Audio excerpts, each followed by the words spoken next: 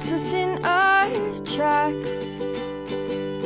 Bravely we prove in our striving, trudging together each day. Where there's a will, there's a way.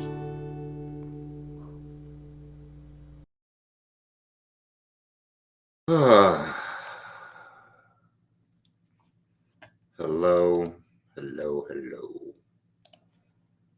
I'm not going too fast on this one, so. Do. Boop bop boop bop beep ba-doo boop bop bop bop. That's just my version of the Muppet Show. Come on, why is this not updating? Okay, fine. We'll do it a different way. We will do it a different way.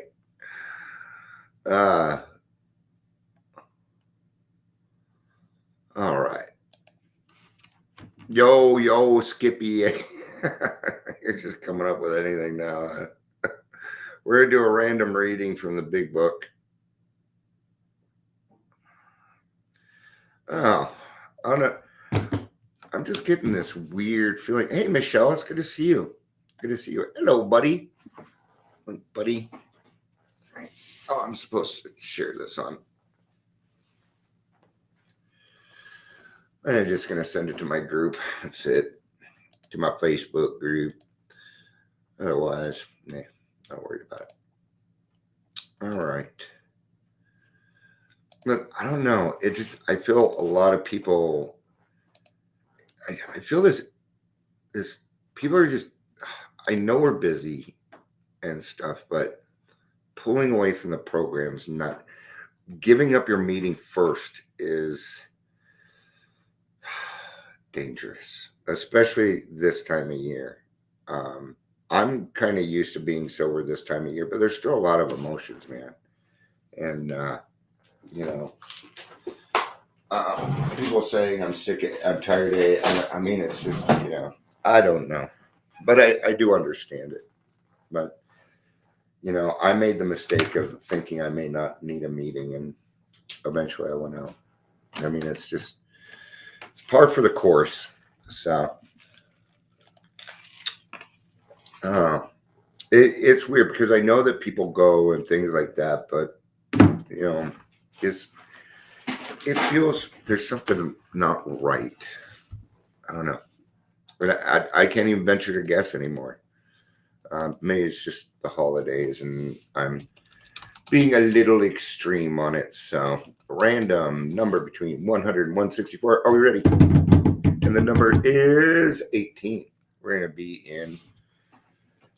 We are going to be in Bill's story, I believe. Welcome to the Daily Trudge 18. No, it's in there as a solution, which is good because it's hard to really talk on Bill's story. It's hard to, because it's his story, so it's hard for me to speak on it. So that actually works. If you're here, please say hello, whether you're watching the live or the rewatch. Yeah. I think maybe I'm just, sometimes I wonder if I'm too much for people. And be the Grinch. Hi, Ingrid. Oh, dear Lord, don't you bring that friend shit here. Cindy irritates me, actually. I know. We're having fun. I appreciate it. Yes, happy Christmas Eve. I've been seeing it all over the place. I just not it's funny because I love almost all the actors and Friends, but I just couldn't stand that show for some reason. I don't know what it was. I think it was Ross. He's actually the one I don't like. But yeah, I think Matthew Perry is great. Yeah. Anyway, I don't want to cut it down because I mean they're all great actors. So, and clearly it was a good show. 18, page 18 in the big book is where we're at. An illness of this sort, and we have come to believe it, an illness involves those about us in a way no other human sickness can. If a person has cancer, all are sorry for him and no one gets angry and hurt. Oh, happy birthday, Ingrid's little brother. But not so with the alcoholic illness. For with it there goes annihilation of all things worthwhile in life. It engulfs all those who the lives touch the sufferers. It brings misunderstanding, fierce resentment, financial insecurity, disgusted friends and employers, warped lives of blameless children and wives of parents. Anyone can increase the list, okay? It is our illness that does this to us, not alcohol. Alcohol make these things worse, but it's because I have a mental illness. I don't think like a lot of other people in this world, you know. And once I can accept and understand that, then I can do something about it. Now, that doesn't mean that you can get well and go back drinking, because what the problem is, the alcohol just takes me right back to default mode, which is a very self-centered, defiant little shit. Yes. I will become 9 years old and you took my favorite toy. I'm going to kick you in the shins. Because I can't reach, right? So I kick you in the shins. You know, that is how I behave. It is. And it's weird because that isn't who we actually are. And we alcoholics need to go out of we literally need to go out of our way to even start to touch on who we actually are. So we hope this volume will inform and comfort those who are or who may be affected. There are many, 1 in 10 people. Last I heard, anyway. That was a long time ago. Maybe it's changed. I doubt it. Excuse me.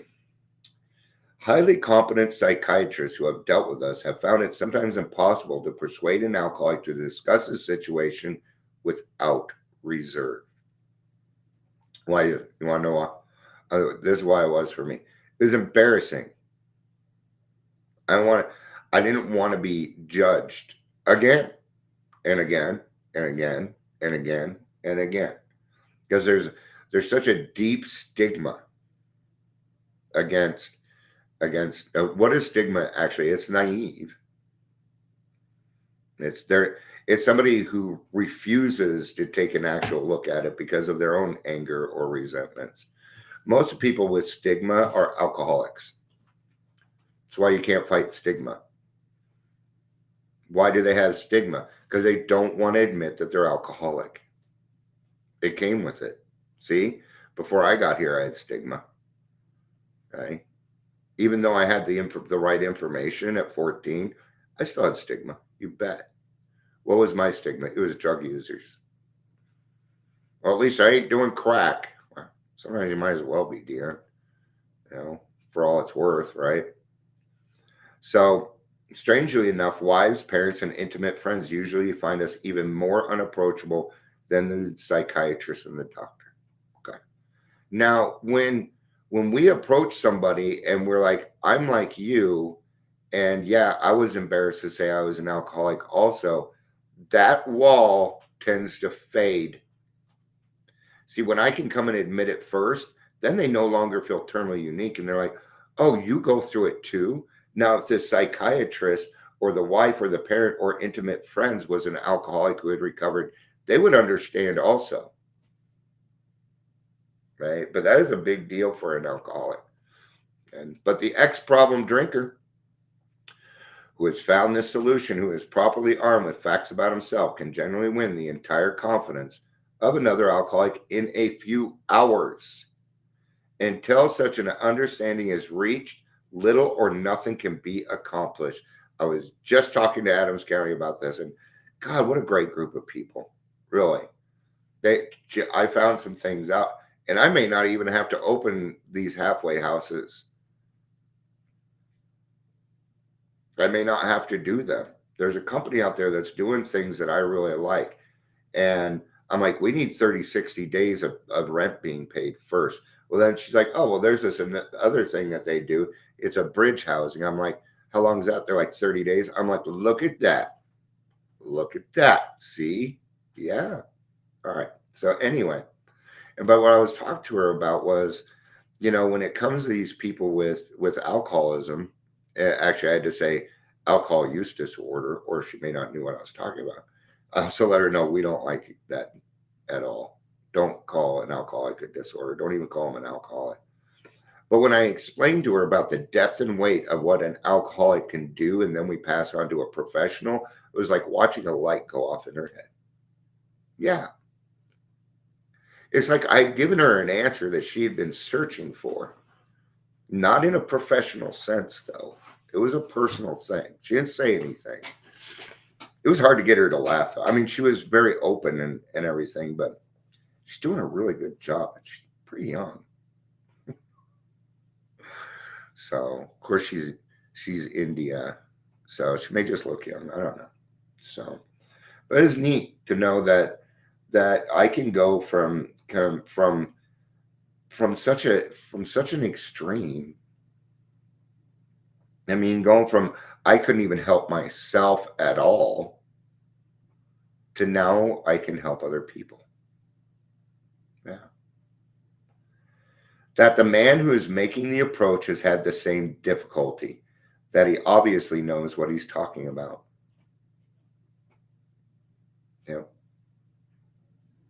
You know, when I was looking for a therapist for my PTSD, I went through a couple of them, and they're like, "Okay, do you want to talk about your PTSD?" And I said, "No, I want to get to know you for a couple of sessions first, because I don't want to explain it over and over and over and over and over again." So no. Mm-mm. Well, we really should. It was great knowing you. Yeah, you bet. Till I found that person that said, "Yeah, we can do that." I'm like, "You bet we can. I've been in this field too long that we're going to do it any other way. I got to build trust. I need a little bit of trust here." Well, what happens when somebody like you walks in and, we're talking to this other person and we provide respect, the whole scene changes. Where I go from a person who wasn't even thinking about quitting drinking to, you know what, maybe I should take a look at this. Maybe I need to take a look at this. His whole deportment shouts at the new prospect that he is a man with a real answer, that he has no attitude of holier than thou, nothing whatever except a sincere desire to be helpful, that there are no fees to pay, no axes to grind, no people to please, no lectures to be endured. These are the conditions which we have found most effective. After such an approach, many take up their beds and walk again. They do. They do. I now have 2 counties and several detoxes. They're going to start calling the AA hotline. Oh, it's going to get busy. And I did call Abby a few weeks ago and I said, this is what I'm doing. It's going to pick up. And she's like, okay. I'm like, I don't think you understand. Okay. You're going to need a lot more people. We're going to need a lot more people, but it's going to be fun. It's going to be worth it. Even the stuff that you're doing here, I'm like, if you guys have people down there, and because they're like trying to figure out how do we get therapy, because the people in therapy that they use don't go to sites. That's not how therapy works. You go to their office, right? And I said, well, because they weren't looking at the whole thing. I said, well, what's wrong with telehealth? It's like, oh, she's like, that's a great solution. See, we have these little solutions that can help these professionals connect it to what they need, whether it's AA, NA, or whatever it is. Yeah, that's what we're capable of doing that now. And they will listen to you. Okay? Adams County is big on lived experience. Very big on lived experience. They hire people based on lived experience. I'm one of those. Right? And they're the hourly wage for me. I was actually floored. Right? I was making $16.75 as a peer at Aurora Mental Health, and it's twice as much as that. I'm like, now we're getting there. Now we're getting there, right? So, but anyway, I'm a little bit off here in the fact that we can make these connections. And I don't think a lot of people in AA even understand the responsibility statement. And the responsibility statement isn't about service work, it's about the professionals. Okay. I'm glad we can use it for these other things, but it's got to be for the professionals first. Without the professionals, we ain't going to make it. We won't. And I mean, not you in particular, AA as a whole will not make it. That's what I'm talking about. Okay. None of us makes the sole vocation of this work, nor do we think its effectiveness would be increased if we did. This is pretty much my sole vocation. But I know that I'm not going to end homelessness. I know that. People are like, let's end homelessness. I'm like, can we go for something that's going to work? Okay. Can we do that? Okay. Because when you're trying to end all homelessness, then no one gets housed. Mm-mm. And I was talking, her name is Rahana, right? But I was speaking with her and we were like, we're housing first. I'm like, I absolutely agree. Because when we house someone that their chances for recovery go way up. And you bet I'm going to try it first. Bet I'm going to try that first. Are we going to have some relapses? Yes. Right? But this place where I'd like to help these people with, okay, they have a strict policy, no drugs or alcohol. So we are very prevalent in this. Very prevalent, right? But I understand that I'm going to make very little effect, okay? But I'm just working with my community here, not the world. I can't end that. So, all right. We feel that our elimination of our drinking is but a beginning. A much more important demonstration of our principles lies before us in our respective homes, occupations, and affairs. All of us spend much of our spare time in the sort of effort which we are going to describe. A few are fortunate enough to be so situated they can give nearly all their time to their work. That would be me. I'm trying to figure out what the difference is between a vocation and avocation. Isn't one paid and one isn't? Vocation. A person's occupation. Okay, so yeah, so a vocation is work. Okay. If we keep on the way we are going, there is little doubt that much good will result. But the surface of the problem would hardly be scratched. Yeah. Okay.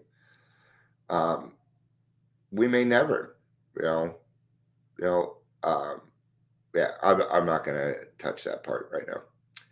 Those of us who live in large cities are overcome by the reflection that close by hundreds are dropping into oblivion every day. Many could recover if they had the opportunity we have enjoyed. How then shall we present that which has been so freely given us? Okay. Just a little reiteration, freely received, freely given. That's right. Of necessity, there will have to be discussions of matters medical, psychiatric, social, and religious. We must understand these things, okay? Medical is being our doctor, therapy, social, how we're doing in our everyday lives. And of course, we're going to talk about religion, okay? Now, no, actually, let me rephrase that because they don't talk about religion in here, okay? So, spiritual. We are aware that these matters from their very nature are controversial. Nothing would please us so much as to write a book which would contain no basis for contention or argument. Yeah, good luck with a bunch of alcoholics, right? We shall do our utmost to achieve that ideal, Most of us sense that real tolerance of other people's shortcomings and viewpoints and a respect for their opinions are attitudes which make us more useful to others. Our very lives as ex-problem drinkers depends upon our constant thought of others and how we may help meet their needs. Above that, I have written AA is not a selfish program. You may already have asked yourself, why is it that all of us became so very ill from drinking? Doubtless you are curious to discover how and why. In the face of expert opinion to the contrary, we have recovered from a hopeless condition of mind and body. And that's recovered, mind and body, okay? If you are an alcoholic who wants to get over it, you maybe already be asking, what do I have to do? What do I have to do, right? And that's going to lead on to some answers and things like that. So, with what we're reading here, that is an illness and that we can make an approach when a lot of other people can't. Let's go back to let's go to 164. Yeah, I'm up. 164. 164. 164. Still, you may say, but I will not have the benefit of contact with you who write this book. You do, though, just so you know. We're all Bill.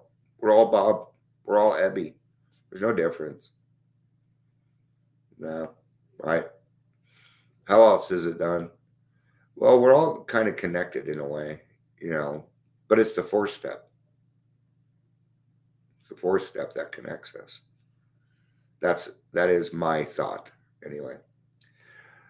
We cannot be sure God will determine that, so you must remember your real reliance is always upon Him. He will show you how to create the fellowship you crave. That's what it's about. Our book is meant to be suggestive only. We realize we know only a little. God will constantly disclose more to you and to us. Ask Him in your morning meditation what you could do each day for the man who is still sick. The answers will come if your own house is in order. You got to get your house in order first, or the answers are not coming. Why? Because you ain't going to be able to see them. You can't see the forest for the trees yet. So, but obviously you cannot transmit something you haven't got. That's what I was trying to get to on that. Okay. See to it that your relationship with is right, and great events will come to pass for you and countless others. This is a great fact for us. Abandon yourself to God as you understand God. Admit your faults to Him and to your foes. Clear away the wreckage of your past. Give freely of what you find and join us. Shall be with you in the fellowship of the Spirit, and will you surely meet some of us as you trudge the road of happy destiny. May God bless you and keep you until then. So, all right. That's going to be it for today. So, passing the brownie recipe. Actually, brownies sound pretty good right now. I'm hungry. I couldn't go get my breakfast this morning because I don't have my driver's license. Kind of pissed me off. Were they? I don't even know what brownies you're talking about. Okay. All right. All right. Thank you, everybody, for being here. I appreciate it. I love you. You know I do. Peace out.